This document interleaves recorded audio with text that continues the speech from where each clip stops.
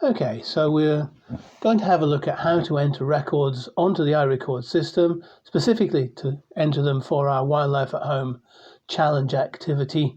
You'll need to have an iRecord account, so you'll need to have a login, and you'll need to be logged in before you start. And you'll also need to have registered for the Wildlife at Home challenge activity. And there's another video on our website and instructions on the web page to show you how to do that. Okay, so we're going to have a look at how to enter some records onto the system here. This is the home page for iRecord, so if you want to access the data entry form for the activity, the Wildlife at Home Challenge activity, you go to the Activities page, tab up here, and then find the Wildlife at Home Challenge, and you'll see at the bottom here two links to recording forms. So add a record of a species or add a list of records. So I'm going to just use the add a record of a single species for now, and if we click that, that will go through to our recording form, and you'll see highlighted here that it says the records you will be adding will go to the Wildlife at Home Challenge activity. So that's what we want to do. Okay, so we're going to have a look at the date and fill in the details of the record. Let's have a look at the date. So if you click on the date box, you will then pop up a date picker, which is currently set to the current date, and I'm just going to pick that for the date of the record. Your name should be filled in if you're logged into iRecord. The species, so we can start typing a species name in here. So I'm going to say we saw a small tortoiseshell, so we go small, and it gives you a list to pick from as you go along, and the more letters you type, the smaller that list is. So eventually you just type enough letters to find the species you want. So small tortoiseshell is there. It gives you two options actually, both two different ones. One says small tortoiseshell, one says small tortoiseshell butterfly, but they both have the same scientific name, so it doesn't matter which of these are used because the record will still go to the correct scientific names, correct species. So we'll pick small tortoiseshell, and then we've filled in all the compulsory boxes at the top here. The compulsory boxes are marked with red stars here. That means you've got to fill those in, and there's a couple further down as well. But the rest of these boxes here are all optional, so we can just choose to fill these in or not, or leave them as you are if you want to just make a quick record. So certainty, well, that's default to certain. I was absolutely certain about the identification, but if you are less certain, you can flag that up. It can be useful if you're adding a photograph of something you're not 100% sure of, and then you can get help from the verifier of those records in due course. The quantity, well, I saw one of them, so that's fine. The sex, I have no idea what sex it was, so I'm going to leave that blank. And the stage, I do know it was an adult. So if we look here, we've got a choice of adult, pre-adult or other. So I'm going to choose adult. If it was a caterpillar, I could choose pre-adult. That would be useful to say. And I'd probably put a note in the comments box at the bottom that I'd seen a caterpillar. But there we go, that's filled in with adult. If you got someone to help with the identification, you can get them to fill in this box here, or you can fill in their name in this box here if someone assisted you with your identification. So we now have an opportunity to add in a photograph, so we can either click the button to browse for one, or you can just drag a photograph across and just bring that in there, and there you'll see a small tortoiseshell photograph that I took, or I'm pretending to take as for this record purpose. Is the record sensitive? Well, it's not a sensitive species. If you were recording something like a nesting bird of prey or something like that, you could flag the record as sensitive and blur the resolution of the record so that it's not shown, the exact location isn't shown on where you saw it, isn't shown on the map. But it's very unlikely that you'll need to do that for things that you'll find in your garden. The location, this is a compulsory box, and this is just the name of the location you saw it. And I'm going to say I saw this at the SWSEIC office in Cogunion. So there we go, we're just going to put Cogunion in as the location. And then a grid reference, and we can use the map here to zoom in and out, to browse and then you can just zoom in and out and drag around like you would do on most normal maps. You see, as I hover over the map, there's a square appears, and that's a grid reference square. So if I click on that, it will zoom into that square. So that's quite handy sometimes to zoom in quickly to wherever you want to do.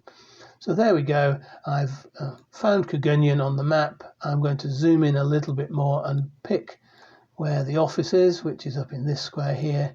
And there we go. I've clicked that square. It's come highlighted. It's zoomed into it and shown it on an aerial photograph. It's also filled in on the left here the grid reference of that square, and that's what I want. If you don't what I wanted it to do, I don't need to choose a grid reference. Look up a grid reference, it will do that for me by clicking the right square on the map. You just have to use that and practice with that, zooming in and out and clicking the square you want to do to put your records in. There is a nice handy little feature. These padlock buttons here are handy, so if you're going to be doing lots of records at the same site, you can switch these padlocks on. So next time you come to this form, you'll have the location already stored in there, which can be quite handy. So they'll keep these names and the grid reference the same by default for next time you come to do it. And if you want to change it, you can just release the padlock and then type in whatever you want. So finally, a couple of boxes at the bottom, optional boxes again. The habitat, we can choose broad types of habitat, and if you choose one, you get an option then of being more specific thereafter. So I'm going to pick gardens and parks because it was in the garden next to our office, so that's fine. And then you have a box for a comment here, and you can type in anything you like. Feeding on Birdlier, or something like that, and then you can click submit to send in the record. So that's one way of entering the records. A couple of other little ways you can do it. If you're on iRecord, you can, instead of going to the activities form, you can go straight to the enter a casual record form and enter your records here. This is how you would perhaps enter your normal records that aren't part of an activity, but you do have either a checkbox or a drop-down box here to say which activity you want to do. So if you wanted to make it part of this Wildlife at Home challenge, you can just click on that and click yes, and that will do that for you, and then you would enter as exactly the same as we just did down below. So that's one way. Or the alternative way is if you go to the SWSEIC website and you're logged into iRecord. If you go to the project page, find out about our Wildlife at Home challenge, you can do that from the top link here, or from our projects here and Wildlife at Home challenge. And you'll see partway down our page links to submit a record one at a time, or submit a record on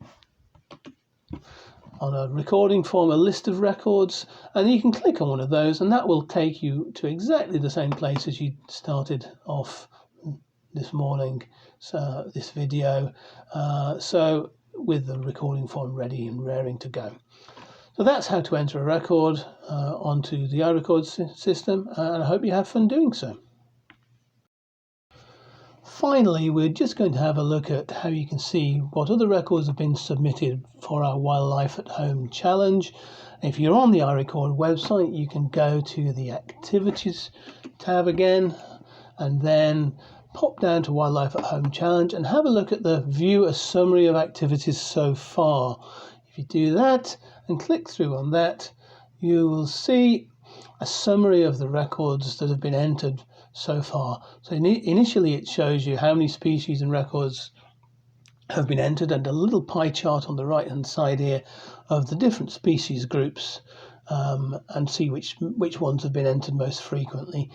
You can also use the tabs at the top here there to have a look at the different things. So you can look at a list of species that have been recorded, and you can even sort that by alphabetical or sort it by taxon group, so you can see the birds first, or you can see which species have been recorded most often, or you can then go to the league tables, which will show you how many records the top recorders have been entering into their gardens. There's only me and Peter active at the moment, so plenty of time to add to these.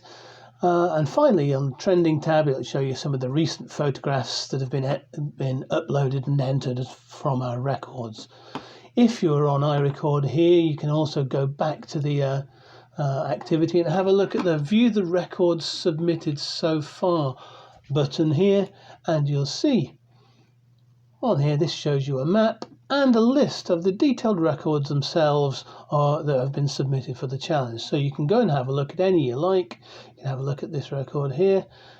Peter's submitted a record of hoverfly, and you can see the photograph and the details accordingly. So that's a quick view of how to explore what other people have been submitting as part of our challenge. If you want to have a quick summary, you can also do the same from our Wildlife at Home Challenge website. If you go to the Wildlife at Home Challenge and have a look at the results tab, you can get straight through to the same information as the summary information, which comes straight onto our website there. So have fun entering some records. Also nice to be contributing a little bit of knowledge during these difficult times. So thanks for your help and participation.